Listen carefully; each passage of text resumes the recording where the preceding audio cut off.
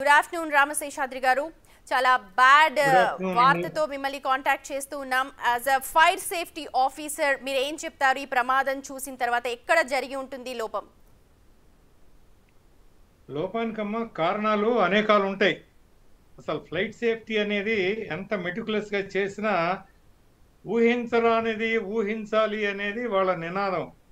అంటే ఊహించరానిది ఊహించడానికి వీల్లేని కూడా ఊహించగలిగితేనే flight safety 100% అవుతుంది. జీరో యాక్సిడెంట్ రేట్ అని చెప్పి చెప్తారు.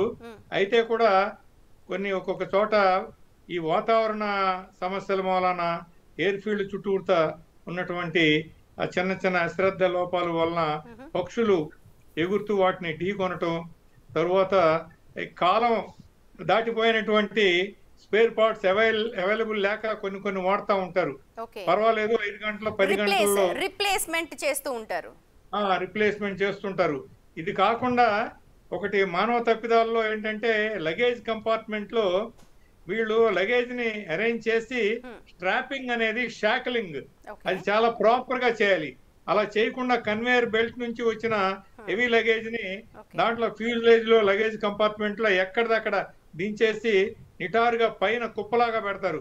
పెట్టి స్టాకింగ్ చేస్తే టర్నింగ్ చేసుకునేటప్పుడు అయితే శేషాద్రి గారు, ఒక ఫ్లైట్ సేఫ్టీ ఆఫీసర్ గా మీరు చెప్పండి, ఏం ప్రాథమికంగా చెక్ చేస్తారు? ఒక ఫ్లైట్ టేక్ ఆఫ్ అవ్వడానికి ఫస్ట్ నుంచి లాస్ట్ వరకు వాట్ యు డూ, వాట్ ఒక ఆఫీసర్ గా ఒక అందులో చేస్తున్న ఏం చెక్ చేస్తారు స్టెప్ బై స్టెప్? మొట్టమొదటిగానమ్మా ఈ టెక్నీషియన్స్ కానీ పైలట్ తో సహా ఫ్లైట్ ని ఇన్స్పెక్ట్ చేసుకోవాలి. అది ఎలా అంటే వాళ్ళకి మూవింగ్ పార్ట్స్ ఈ ఫ్లాప్స్ ఉంటాయి, ఈ ఎలివేటర్స్ అండ్ ఎయిలరాన్స్ ఇవి మూవ్ అవుతున్నాయా లేదా సరిగ్గా, ఎక్కడన్నా విజువల్ ఏమన్నా డ్యామేజెస్ కానీ విజువల్ గా ఏమన్నా మార్కింగ్స్ కానీ లేకపోతే లీకేజెస్ కానీ ఏమైనా ఉన్నాయా ఇవన్నీ చూసుకోవాలి. చూసుకుని ఆ సేఫ్టీ చెక్ బుక్ లో సంతకం చేసి టేక్ ఓవర్ చేస్తారు. ఆ తరువాత ఎయిర్ ట్రాఫిక్ కంట్రోల్ రూమ్ నుంచి అనేక వీళ్ళకి సూచనలు వస్తాయి. ఆ క్లైమేట్ గురించి వస్తాయి, లేకుంటే ఆ నియర్ బై వచ్చేసి బర్డ్స్ కనుక ఏమైనా కనపడితే వాటి గురించి సూచన చేస్తారు. తర్వాత ఎయిర్ ఫోల్డ్ ఫ్లయింగ్ డైరెక్షన్ గురించి చెప్తా ఉంటారు. తర్వాత ఇమీడియట్ గా వెదర్ వార్నింగ్ ఎప్పటికప్పుడు వెదర్ వార్నింగ్ గురించి చెప్తా ఉంటారు. వీటన్నిటిని దృష్టిలో పెట్టుకుని టేకాఫ్ చేస్తారు. అయితే మానవ తప్పిదాల్లో ఇంకోటి ఏంటంటే మానవ తప్పిదంగా ఇప్పుడు లగేజ్ అనేది ప్రతి పాసింజర్ కి 200 మంది 300 మంది పాసింజర్స్ ఉంటే ఆ దరిదాపుల పాసింజర్స్ వెయిట్ లో సగం లగేజే ఉంటుంది. దీన్ని రికార్డ్ చేస్తూ ఉంటారు ఎప్పటికప్పుడు. చేసి ఆ ప్రకారంగా సుమారుగా దాన్ని కట్టడి చేస్తారు. అలాగే కార్గో గనక ఓన్లీ కార్గో గనక వెళ్తే ఈ రెండింటిని టోటల్ చేసుకుని ఆ ఫ్లైట్ కెపాసిటీతో వాళ్ళు దాన్ని అన్వయించుకుని చక్కగా వర్కౌట్ చేస్తారు. ఎటు తిరిగి ఆ స్టాకింగ్ టైంలో దాన్ని పైలింగ్ టైంలో దాన్ని సరిగా స్టాఫ్స్ తో రామశేషాద్రి గారు, ఈ ఫ్లైట్ ప్రమాదానికి సంబంధించి చూస్తే పైలట్ ఏటీసీకి మేడే కాల్ ఇచ్చాడు అని చెప్పి మనకు ప్రాథమికంగా ఒక ఇన్ఫర్మేషన్. మేడే కాల్ అనేది ఒక ఇంటర్నేషనల్ స్టాండర్డ్. ఎప్పుడైతే ఫ్లైట్ ని మీకు తెలిసే ఉంటుంది, ఫ్లైట్ ని ఇంకా ఫ్లై చేయలేని సిచ్యువేషన్ లో మేడే కాల్ ఇస్తుంటారు అని అంటున్నారు. Because we are also not aware of it. మీకైతే తెలిసి ఉంటుంది అది. మేడే కాల్ అనేదమ్మా ఇక last helpless. Okay, save our souls అని SOS అని ఒకటి ఉంటుంది. సేవ్ అవర్ సోల్స్ ఆర్ఎల్స్ మేడేని. అది ఏంటంటే జనరల్ గా అది ఇమీడియట్ గా టాప్ మోస్ట్ ప్రియారిటీ. దానికి అందుకున్న వెంటనే ఆ నియర్ బై ఉన్నటువంటి అన్ని సేఫ్టీ విభాగాలు కూడా అలర్ట్ అయిపోయి ఆ పర్టికులర్ లొకేషన్ కి రష్ అవుతాయి. ఎయిర్ ట్రాఫిక్ కంట్రోల్ కన్సర్న్ అక్కడ నుంచి ఫైర్ సేఫ్టీ, ఆ నియర్ బై టౌన్స్ లో ఉన్న ఫైర్ సేఫ్టీ వీటి గురించి ఫైర్ ఇంజన్స్ ని వాటిని ఇమీడియట్ గా డైరెక్ట్ చేస్తారు. అయితే ఏంటంటే మేడే అనే సిగ్నల్ ఇచ్చిన తరువాత కంటిన్యూస్ గా సిగ్నల్ వస్తూ ఉంటుంది, రికార్డ్ చేస్తా ఉంటారు. పైలట్ తన ప్రయత్నం తను చేస్తూనే ఉంటాడు, సేఫ్ గా ల్యాండ్ అవటానిక లేకపోతే ఆ లొకేషన్ ని మరి ఏదైనా సేఫ్టీ లొకేషన్ కి దాని డైరెక్షన్ చేంజ్ చేయటమా. తర్వాత ఇమీడియట్ గా పాసింజర్స్ కూడా ఇన్స్ట్రక్షన్స్ ఇస్తా ఉంటారు. ఈ పరిస్థితిలో ఉన్నాం కాబట్టి అని చెప్పి అది టచ్ అయ్యే ముందర టచ్ అయ్యి అవగానే జారుడు బల్లలాగా ఉంటాయి. శేషాద్రి గారు, అయితే ఫ్లైట్ మీరు అన్నట్టుగా కంటిన్యూస్ గా మెసేజెస్ పంపడం, మేడే కాల్ ఇవ్వడం ఇవన్నీ సరే, కానీ టేక్ ఆఫ్ అయిన కేవలం 5 నిమిషాలే, కేవలం 5 నిమిషాల్లోనే మేడే కాల్ ఇచ్చారు. కారణం ఏంటంటే ఒక్కొక్కసారి అమ్మా flight just take off runway దాటగానే మనం చాలా యాక్సిడెంట్స్ చూసాం. కేరళలో ఈ మధ్యలో ఒకసారి జరిగింది, కొండ చివరికి వెళ్ళిపోయి కూలిపోయింది. అదేంటంటే ఇవన్నీ కూడా అవి ఆ ఫ్లైట్ వేగం దరిదాపులా 300 నుంచి 400 కిలోమీటర్లు టేకాఫ్ అయిన వెంటనే పికప్ అవుతుంది. అది మరి 300 కిలోమీటర్ల వేగంలో వెళ్లేదాన్ని ఆ టర్బులెన్స్ కనుక వస్తే పాసింజర్ కంగారు పడతారు. కంగారు పడి వాళ్ళ స్థానాలని వాళ్ళు అంటి పెట్టుకోకుండా మరింత కంగారుకి గురైపోయి ఒక పక్కకు వచ్చేస్తారు. బంప్ అవుతుంది అనమాట. బంప్ అయ్యి పడిపోతుంది. గ్రాడ్యువల్ గా నేలకి రుద్దుకుంటా పోయి ఎయిర్ ఫీల్డ్ సమానంగా ఉన్న చోట అవుతుంది. కానీ ఈ వెంటనే అయ్యేటప్పటికి అయోమయానికి గురయ్యి వాళ్ళంతా కాంపాక్ట్ గా ఒక హడావిడి చేసి ఒకళ్ళ మీద ఒకళ్ళు పడతారు. ఆ పడతంలో ఎగ్జిట్ డోర్ కనపడతా ఉంటుంది. వీళ్ళంతా కలిపి 10ల సంఖ్యలో 50 మంది 60 మంది ఒక్కోసారి వెళ్ళిపోయి ఆ ఎగ్జిట్ డోర్ దగ్గరికి నిలబడిపోతారు. ఆ బరువు అంతా ఒకసారి అయిపోయి ఫ్లైట్ బ్యాలెన్స్ అనేది ఆ జైరో యూనిట్ అనేది సరిగా ఏం చేయలేదు. దాంతో ఏమవుతుందంటే ఆటోమేటిక్ గా అది బంప్ లాగా అయిపోతుంది అనమాట. స్టాప్ చేస్తున్నారు. మీరు ఆ విజువల్స్ చూసారా? ఒకసారి చూడండి. అంటే టేక్ ఆఫ్ అయింది, జస్ట్ లాగా కిందకి దిగి మళ్ళీ పైకి వెళ్ళింది, మొత్తానికి ఇక కిందకి వెళ్ళిపోయింది అండ్ ఒక్కసారిగా బ్లాస్ట్ అయిపోయింది. ఒక్కసారి మా వాళ్ళు మళ్ళీ ప్లే చేస్తారు, ఒక్కసారి చూడండి. అది ఐ థింక్ మీరు కూడా చూసుండొచ్చు. ఏమి రీజన్ అయి ఉండొచ్చు అంత బ్లాస్ట్ జరిగిపోయింది? అసలు ఒక ఫ్లైట్ సేఫ్టీ అధికారిగా అడుగుతున్నాను నేను. If you can. బ్లాస్ట్ కమ్మా కారణాలు ఏంటంటే ఇంపాక్ట్ వచ్చేసి ఎప్పుడైతే ఫార్వర్డ్ మోషన్ అనేది లేదో ఫ్లైట్ థియరీ ప్రకారం ఫార్వర్డ్ మోషన్ అండ్ ఆ ఈక్విలిబ్రియం అనేది కనుక పోయినప్పుడు ఫార్వర్డ్ మోషన్ లేనప్పుడు అదేమవుతుందంటే స్టోన్ లాగా పడిపోతుంది. పడిపోతుంది. తర్వాత ఏంటంటే దాన్ని చూడండి సార్ ఒక్కసారి మీరు if you can see big TV vision లో ఒకసారి మీరు చూడొచ్చు. ఆ ఫ్లైట్ అలా జస్ట్ టేక్ అయ్యి మళ్ళీ కిందకి దిగిపోయింది ఒక్కసారిగా. నిజంగా చాలా సాడ్ పార్ట్ ఇది. ఒక చూడండి అది మొత్తం ఇట్లా బ్లాస్ట్.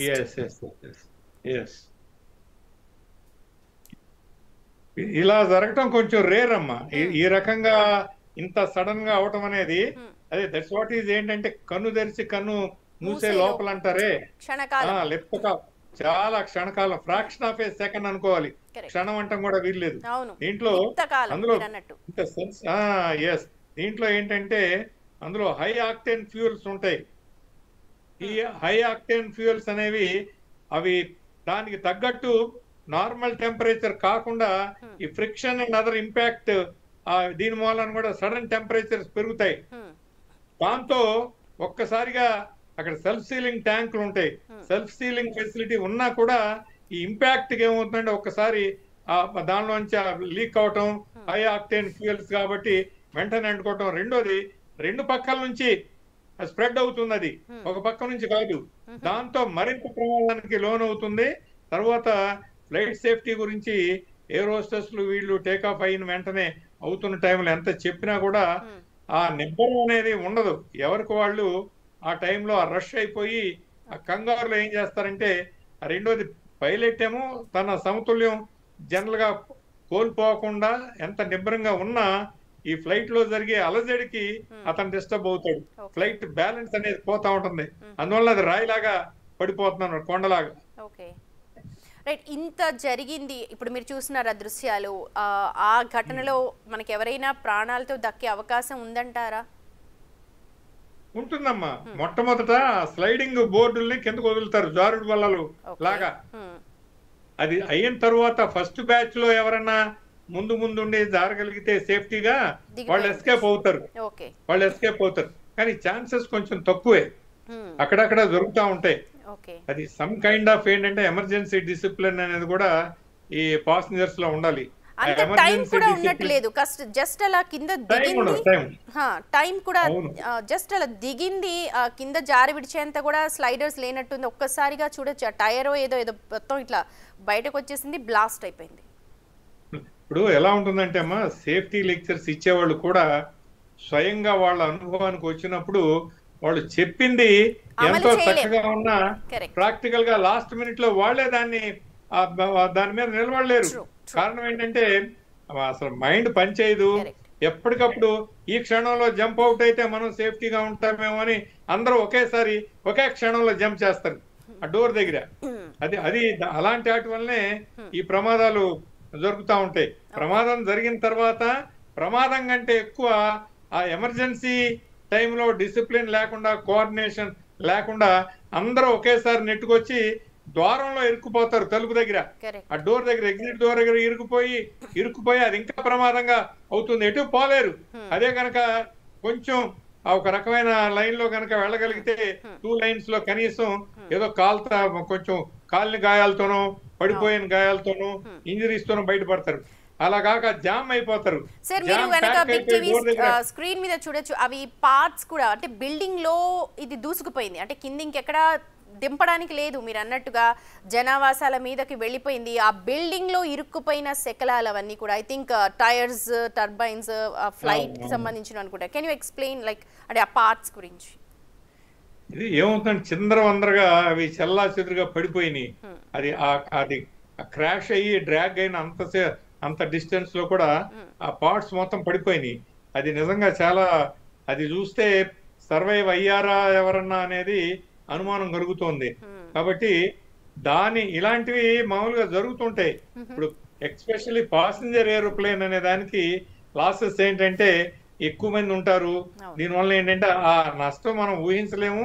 దాన్ని తప్పించడం కూడా ఇక ఆ మూమెంట్ లో తప్పించడం కూడా కాదు. ఇక అది ఒక జరిగింది యాదృచ్ఛికం అని చెప్పడానికి వీల్లేదు, మానవ తప్పిదం అని చెప్తాకు వీల్లేదు, లేకపోతే క్లైమాటికల్ గా జరిగిందని చెప్పడానికి వీల్లేదు. ఎలా జరిగినా కూడా ఈ నష్టం అనేది మాత్రం it's really unbelievable. I mean we cannot imagine, estimate చేయడం కూడా కుదరదమ్మా. నిజమే, ఎందుకంటే 240 మంది కుటుంబాలు ఒక్కసారిగా అసలు ఏం జరిగిందో తెలియదు, వాళ్ళకి ఏం చెప్పాలో అర్థం కాదు. అలాగే ఇప్పుడు ఇంకొక సాడ్ పార్ట్ ఏంటంటే ఇది నార్మల్గా గ్రౌండ్ మీదనో ఎక్కడో కాదు, అండ్ ఇంకొక జనావాసం మీద, it's a hostel, doctors hostel మీద కూలింది. అక్కడ కూడా పబ్లిక్ ఉన్నారు, లంచ్ టైం కావడంతో అక్కడ వాళ్ళకు కూడా గాయాలయ్యే, కొంతమంది చనిపోయారు. And this is the more sad part. Really that is really very sad part. అయితే ఒకటి ఉంది, జనరల్ గా ఏంటంటే ఆ టోటల్ గా సిటీ దానిలో వెళ్తున్నా కూడా ఒక చోట ఇమీడియట్ గా ఎయిర్పోర్ట్లకి ఆ టచింగ్ పార్ట్ కి మధ్యలో గ్యాప్స్ ఉంటాయి. కొంచెం లెఫ్ట్ రైట్ బ్యాంక్ కనుక తీస్తే ఆ బ్యాంకింగ్ లో వేరే ఐ మీన్ ఆబ్స్టికల్స్ కనుక లేకపోతే కొంతలో కొంత ఏమన్నా ఎస్కేపింగ్ అంటే సివిలియన్స్ బిల్డింగ్స్ వాటినైనా తప్పించే అవకాశం ఉండేదేమో. ఇప్పుడు అది కూడా లేదు. ఇప్పుడు టోటల్ గా బియాండ్ కంట్రోల్ అయిపోయినట్టుగా it is left to the fate అనమాట. రెండోదమ్మా, ఎయిర్ ఇండియా సేఫ్టీ మెజర్స్ మామూలుగా ఉండవు. ఎయిర్ ఇండియా అనేది నిజానికి అసలు భారతదేశంలోనే మొట్టమొదట ఈ ప్రయాణ సంస్థ. అటువంటిది వాళ్ళ సేఫ్టీ నార్మ్స్ కానీ వాళ్ళ స్టాండర్డ్స్ కానీ అది చాలా చాలా టాప్ లెవెల్లో ఉంటాయి. తర్వాత వాళ్ళకి ఎకానమీ కంటే కూడా వాళ్ళ ఆపరేషన్స్ అన్ని కూడా సేఫ్టీ బేస్డ్ ఆపరేషన్స్. అంత ఉన్నతమైన లక్ష్యాలు కలిగి ఉన్న ఎయిర్ ఇండియాకి ఇలాంటిది జరిగిందంటే మనం అసలు ఊహించలేము. అది మోరోవర్ ఏంటంటే వాళ్ళు ఎప్పుడు అప్డేట్ చేసుకుంటా ఉంటారు. ఎయిర్ ఇండియా మేనేజ్మెంట్ వాళ్ళ ట్రైనింగ్ ఫ్లైట్ సేఫ్టీ గురించి పైలట్స్ కి కంటిన్యూస్ గా విపరీతంగా ఇస్తా ఉంటారు. తజ్మా వాళ్ళకంటే వీళ్ళు కంపారిటివ్ గా ఈ ఐ మీన్ పైలట్స్ కి అప్గ్రేడేషన్ అంటే కంటిన్యూస్ గా ఉంటుందంటారు. అప్గ్రేడేషన్ కంటిన్యూస్ గా వీళ్ళకి ఇస్తూ ఉంటారు. దాన్ని అదేంటంటే some kind of in house training లాంటిది ఇస్తా ఉంటారు. తర్వాత మెడికల్ స్టాండర్డ్స్ ఒకటమ్మా, టాటా వాళ్ళు ఈ పైలట్స్ మెడికల్ స్టాండర్డ్స్ చాలా బాగా చూస్తారు. వాళ్ళ వెల్ఫేర్ కానీ వాళ్ళ శాలరీస్ కానీ ఎన్ని చేసినా కూడా మరి సంథింగ్ దురదృష్టం అంటే బహుశా ఇదేనేమో. ఇంత పేరున్న కంపెనీ, ఇంత చక్కటి ఐ మీన్ ట్రెడిషనల్ గా హిస్టారికల్ గా సేఫ్టీని మెయింటైన్ చేయగలిగిన కంపెనీ ఇవాళ ఇలా జరిగిందంటే నిజంగా నేనైతే నమ్మలేకపోతున్నా. అంటే అసలు ఒక ఫ్లైట్ లో టేక్ ఆఫ్ అయ్యే ముందు ప్రయాణికులు అంటే సరే ఫైన్, ఒక పైలట్ ఎలాంటి మోడ్ లో ఉండే అవకాశం ఉంటుంది? ఇలాంటి మీరు అంటున్నారు అప్గ్రేడేషన్ జరుగుతూ ఉంటుంది, ఇలాంటి క్రైసిస్ చెప్పిరావు, but they will be mentally prepared for anything ఒకసారి టేక్ ఆఫ్ అయిన తర్వాత. కెన్ యూ డిస్క్రైబ్, అంటే మీరు వాళ్ళతో ఉన్నారు కాబట్టి, అసోసియేట్ అయ్యి ఉంటారు కాబట్టి నేను అడుగుతున్నాను. అవునమ్మా. తర్వాత రెండోది ఏంటంటే వాళ్ళకి అసలు వాళ్ళ డెసిషన్ మేకింగ్ అనేది స్ప్లిట్ సెకండ్ లో వాళ్ళు they can change their decision and they can think enormously. వాళ్ళ దగ్గర ఆ టైప్ ఆఫ్ యాప్టిట్యూడ్ ఉంటే గానీ అసలు పైలట్ కాలేరు. వాళ్ళ టెస్టింగ్ కానీ వాళ్ళకి పరీక్షా విధానం కానీ యాప్టిట్యూడ్ నుంచి ఎబిలిటీ వరకు, between aptitude and ability and then leading to efficiency. మరి ఇంత చక్కగా స్టేజ్ బై స్టేజ్ తీసుకొస్తారు. వాళ్ళ ట్రైనింగ్ ఎలా ఉంటుందంటే in a very short period where others even cannot realize that what's going on, they can take a decision and they can set the things right. అలాంటి capacity ఉన్న వాళ్ళే ముఖ్యంగా ఇలాంటి inter continental flights కి వెళ్ళాలి అంటే కంటిన్యూస్ గా 10 గంటలు 12 గంటలు ఫ్లై అయ్యే వాళ్ళు, ఓవర్సీస్ వెళ్ళే వాళ్ళకి అలాంటి ఈ ఎమర్జెన్సీ కండిషన్స్ లో కూడా రెస్పాన్స్ అయ్యేటువంటి ట్రైనింగ్ ఇస్తారు. మరి అన్ని ఉంటాయి, ఎన్ని ఉన్నా కూడా the things are not yielding to us. yes మనం చేయాలనుకున్న దానికి అది టెక్నికల్ గాను మెకానికల్ గాను లేకపోతే some kind of beyond human control అలాంటివి జరిగితేనే ఈ ప్రమాదాలు జరుగుతుంటాయి. లేకపోతే as far as possible pilots are such capable అన్నమాట. రైట్, మనకు పైలట్స్ గురించి కూడా తెలుస్తోంది. Pilots are capable of flying so many hours together. ఎందుకంటే వాళ్ళు 9 hours ఆఫ్ జర్నీ లండన్ అంటే లైక్ ఎన్నో అవర్స్ ట్రైనింగ్ తీసుకుంటారు. పైలట్స్ ఎలాంటి వాళ్ళని ఇట్లా ఈ బోయింగ్ 787 కావచ్చు లేకపోతే ఇంటర్ కాంటినెంటల్ వాటికి చేస్తూ ఉంటారు, వాళ్ళకి ఫీల్ చేస్తూ ఉంటారు, ఒకసారి చెప్పగలరా? జనరల్గానమ్మా ఇప్పుడు ఈ పైలట్ కెప్టెన్ వచ్చేసి 8,000 గంటల పైన ఎగిరినట్టుగా ఇందాక జస్ట్ అక్కడ చూసాను. మరి అంత సుదీర్ఘమైన అనుభవం కలిగి ఆ తర్వాత ఆ second IC and then third standby pilots వీళ్ళంతా కూడా ఈక్వల్లీ గుడ్ అనమాట. అందులో టేకప్ అయిన వెంటనే ఉన్న ఇద్దరు కూడా very seniors and very efficient. అయితే కూడా అది మరి ఏ రకంగా జరిగిందనేది ఇస్ బియాండ్ ఇమాజినేషన్. కాకపోతే ఏంటంటే లగేజ్ కంపార్ట్మెంట్ లో డిజార్డర్లీగా ఉండే అవకాశం ఒకటి. రెండోది వచ్చేసి చిరుజల్లు గనక పడితే ఆ మురికితో ఉన్నటువంటి నీరు ఆ మూవింగ్ పార్ట్స్ ఎయిలరాన్స్ అండ్ ఎలివేటర్స్ మా రడర్ ఆ మూవింగ్ పార్ట్స్ లో దగ్గరికి వెళ్ళిపోయి ఏమవుతుందంటే ఈ కేబుల్స్ కష్టంగా మూవ్ అవుతా ఉంటాయి హార్డ్ గా. అదే కనుక పెద్ద వాన పడితే మళ్ళీ సెల్ఫ్ లూబ్రికేట్ అయిపోతాయి. అలా కాకుండా ఎందుకంటే ఇప్పుడు పెద్ద వానలు పడతలేదు, ఎక్కడన్నా ఊరికి చిరుజల్లో తడిచి మురికి కారి అలా ఉండి తను సెట్ చేయాలనుకుంటే కూడా కంట్రోల్ రాకోకుండా ఉండటం, ఇలాంటి అవకాశాల వలన కూడా ఆయన he might have become helpless అనమాట. Unless they become helpless they will never let the situation to come to this worse. Correct.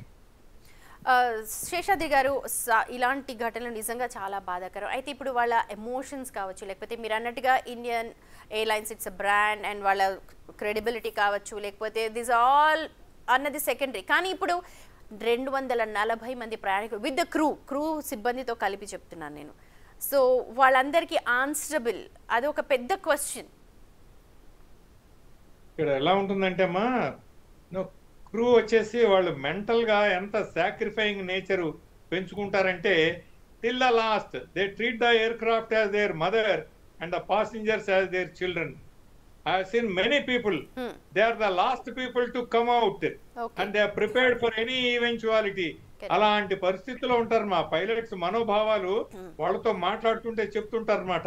They compare the aeroplane like there mother and the passengers like their children అనమాట. అంటే ఆ feeling అనమాట. At any cost till the last what most is possible అనే ధ్యేయంతో ఉంటారు. మరి అలాంటి intentions తో ఉండి అంత చక్కటి అనుభవం, యాప్టిట్యూడ్, అర్హత, వాళ్ళకి ఎక్స్పీరియన్స్ అన్ని కలిగి ఉండి కూడా ఇలాంటి దురదృష్టకర సంఘటనలు జరిగితే మనం కూడా ఏమి చేయలేము. అదంతా ఇక చివరికి ఫిలసాఫికల్ చెప్పాలంటే ఇట్స్ గాడ్స్ విల్ అంటారే, ఆ రకమైన మాట ఒకటే చెప్పగలం మనం.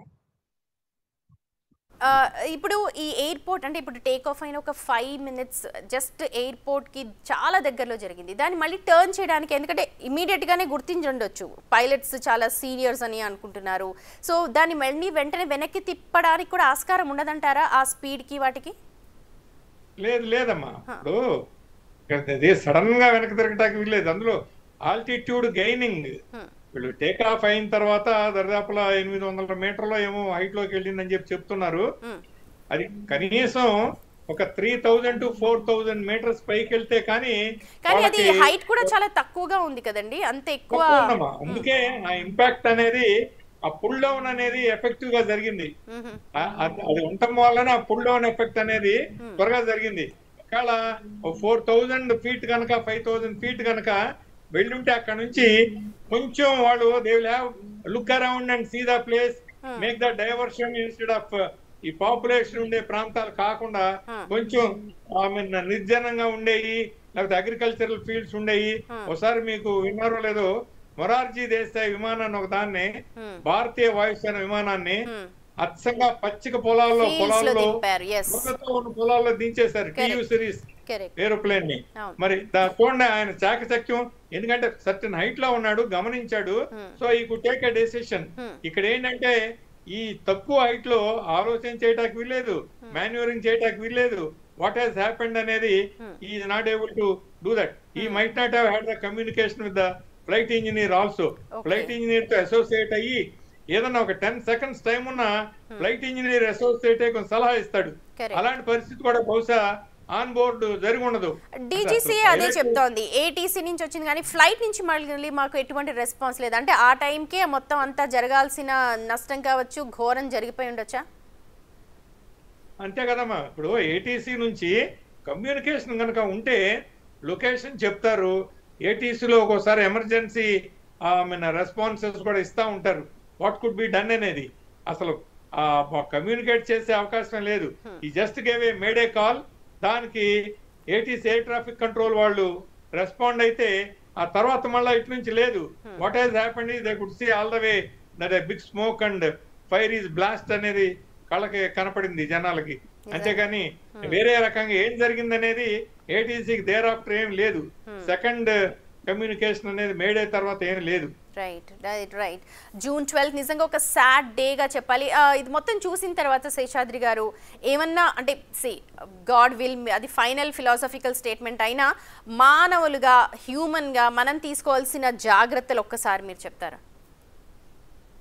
ఎలా ఉంటుందంటే అమ్మా, ఫస్ట్ ఆఫ్ ఆల్ అడ్మినిస్ట్రేషన్ లో పైలట్స్ కి సఫిషియంట్ గా వాళ్ళకి ఆ టూర్ ఆఫ్ డ్యూటీస్ లో మధ్య మధ్యలో గ్యాప్స్ ఉండాలి బాగా.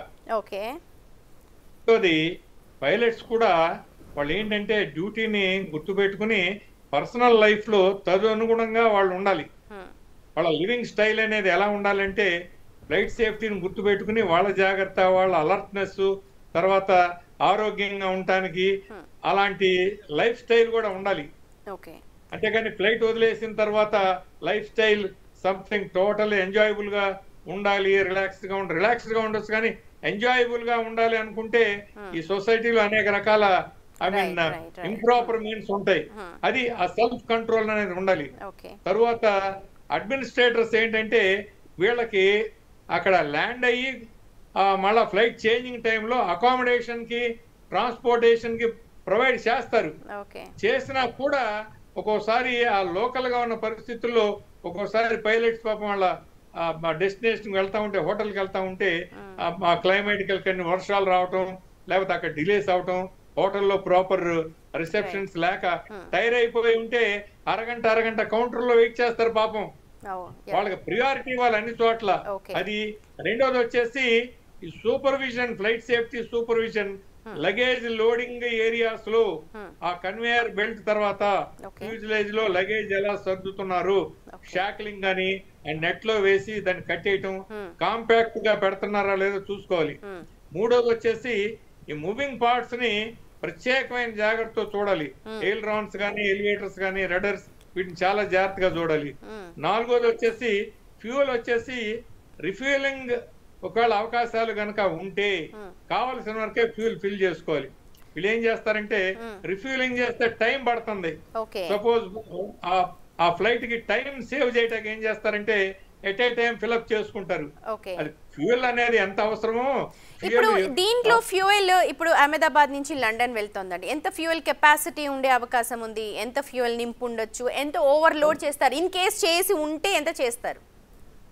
దరిదాపులమ్మా I think if I not mistaken they take almost 40,000 litres. 40,000 litres of fuel ని వరకు అది తీసుకుంటారు. And maybe 25 to 30,000 litres I think comfortable గా సరిపోవాలి లండన్ వరకు. ఇది అబౌట్ 8 to 9 hours ఫ్లైట్ కాబట్టి. అయితే ఏమైనా ఆలోచిస్తారంటే in case of emergency straight గా లండన్ వెళ్ళటం సాధ్యం కాకపోతే మేబీ ఆ నియర్ బై ఐలాండ్స్ లోనే అక్కడ దిగటం, అక్కడ రిఫ్యూలింగ్ ఫెసిలిటీస్ ఉండవేమో అని చెప్పి ఆ రిస్క్ అనేది తీసుకోకుండా ఉండటానికి వీళ్ళు ఖచ్చితంగా కొంచెం అప్రోప్రియేట్ గా ఎక్కువ ఫుల్ కెపాసిటీలోనే పెట్టుకుంటారు టు బి వెరీ సేఫ్. అది కూడా ఆ ఆలోచన మంచిది. ఆలోచన సేఫ్టీతో పాటు కంఫర్టబుల్ గా ఉండాలి, కన్వీనియంట్ గా ఉండాలి అన్న ఆలోచనతో ఆ ఫుల్ గా వాళ్ళు ఫ్యూయల్ ని నింపుండొచ్చు. ఇప్పుడు ఆ ఫ్యూయల్ నిండుగా ఉండడం కూడా ఈ ప్రమాద తీవ్రతకు కారణంగా కూడా చూడొచ్చా? ఎందుకంటే ఒక్కసారిగా హెవీ బ్లాస్ట్ చూడొచ్చు. ఎందుకంటే సడన్ బ్లాస్ట్ అయింది కాబట్టి అది డే టైం అనమాట. ఆ ఫ్లేమ్స్ హై రైజింగ్ టోటల్ గా అది ఎన్గల్ఫింగ్ ఫ్లేమ్స్ అనమాట. ఎన్గల్ఫింగ్ ఫ్లేమ్స్ అలా జరిగినాయి అంటే అది ఫ్యూయల్ కెపాసిటీని బట్టి ఆ ఎన్గల్ఫింగ్ ఫ్లేమ్స్ అనేవి జరుగుతూ ఉంటాయి. కాకుంటే మరి మరో మార్గం కూడా ఏమి లేదు. మనం అనేక రకాలుగా ఆలోచిస్తూ ఉంటాం. ఎయిమ్ అనేది zero error and zero absolutely accident rate, expect the unexpected, ఊహించటానికి వీలు లేని వాటిని కూడా ఊహించి ఫ్లైట్ సేఫ్టీ ఉండాలి. మంచి మంచి ధ్యేయాలతో ఉంటారు. ఎందుకంటే అమ్మా వాళ్ళు నిజంగా ఆ వృత్తిలో ఉన్న వాళ్ళు చాలా ఉన్నత లక్ష్యాలు, ఆ పాసింజర్స్ సేఫ్టీ గురించి, వాళ్ళ పొలైట్నెస్, ఆ ఫ్లైట్ క్రూ కూడా వాళ్ళందరూ కూడా ఒక కల్చర్ ఈజ్ డిఫరెంట్.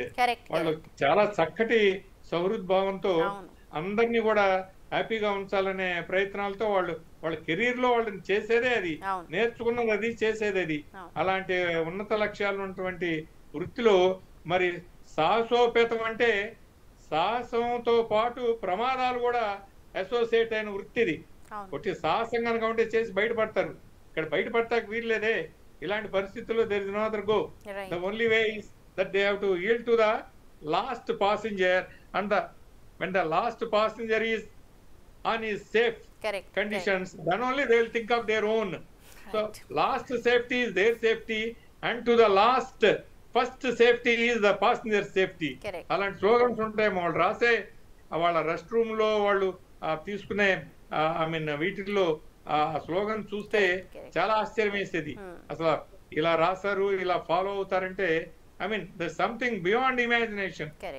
ఇలాంటప్పుడు జరగాల్సిన నష్టం జరిగిపోయింది. చాలా ఘోరమైన ప్రమాదం అండి. థ్యాంక్ యూ సో మచ్ మాతో మాట్లాడినందుకు రామశేషాద్రి గారు. థ్యాంక్స్ ఫర్ ద ఇన్సైట్ అండి. నిజంగా June 12th అన్నది ఒక బ్యాడ్ డేగా మిగిలిపోయింది. ఆ 248 ప్రయాణికుల పాలిట. అహ్మదాబాద్ నుంచి ఎంతో సంతోషంగా వాళ్ళు బోర్డ్ అయ్యారు. బోర్డింగ్ పాసెస్ అన్నీ కూడా ఓకే అయ్యాయి. మొత్తం కూడా టేక్ ఆఫ్ అయిపోయింది. ఎన్నో ఆశలతో వాళ్ళ గమ్యస్థానాన్ని చేరుకోవాలనుకున్నారు. రాత్రికల్లా వాళ్ళు లండన్ చేరుకుంటారు. కానీ అనుకోని ఘటన ఇలా జరిగిపోయింది. మధ్యాహ్నం 1:40 ప్రాంతంలో అహ్మదాబాద్ నుంచి లండన్ వెళ్తున్న ఎయిర్ ఇండియా బోయింగ్ 787 ఘోర ప్రమాదానికి గురైంది. ప్రస్తుతం అవే దృశ్యాలు బిగ్ టీవీ స్క్రీన్ మీద చూస్తూ ఉన్నారు. దాదాపు 240 మంది విత్ క్రూ మెంబర్స్ అందరూ కూడా ఆ ప్రమాదంలో ప్రస్తుతం ఏం జరిగింది, మొత్తం చనిపోయారా లేకపోతే కొంతమంది ప్రాణాలతో బయటపడ్డారా అన్న విషయాలు అయితే ఇంకా బయటకు రావట్లేదు. ప్రస్తుతం సహాయక చర్యలు కొనసాగుతూ ఉన్నాయి. DGCA నుంచి కూడా మనకు ప్రాథమికంగానే ఇన్ఫర్మేషన్ అందుతోంది. ATC నుంచి ఇన్ఫర్మేషన్ వెళ్ళింది కానీ బోయింగ్ నుంచి ఎటువంటి సమాచారం రాలేదు అన్నారు. టేక్ ఆఫ్ అయిన కేవలం కొద్ది క్షణాల్లోనే ATC కమ్యూనికేషన్ కట్ అయిపోయింది. వెంటనే బ్లాస్ట్ అయిపోయింది. తీవ్రంగా పొగలు అలుముకున్నాయి. చూస్తున్నారు మొత్తం అంతా కూడా ఏం జరిగిందో అంటూ స్థానికులంతా బయటకు వచ్చారు. అదొక బాంబ్ బ్లాస్ట్ అనుకున్నారు ఫస్ట్, కానీ ఆ తర్వాత చూస్తే అది ఒక ఫ్లైట్ కుప్ప కూలిపోయిన దృశ్యాలు. ఆ తర్వాత హుటాహుటిన చుట్టుపక్కల ప్రాంతానికి వెళ్ళారు. మేఘాని ప్రాంతం అది అహ్మదాబాద్లో సర్దార్ పటేల్ ఎయిర్పోర్ట్ పక్కన ఉన్న మేఘాని ప్రాంతంలో ఒక్కసారిగా ఫ్లైట్ కుప్పకూలిపోయింది. సహాయక చర్యలు NDRF అక్కడ చేపడుతోంది, ఇంకా కొనసాగుతూ ఉన్నాయి. శిథిలాలన్నీ కూడా తొలగిస్తూ ఉన్నారు.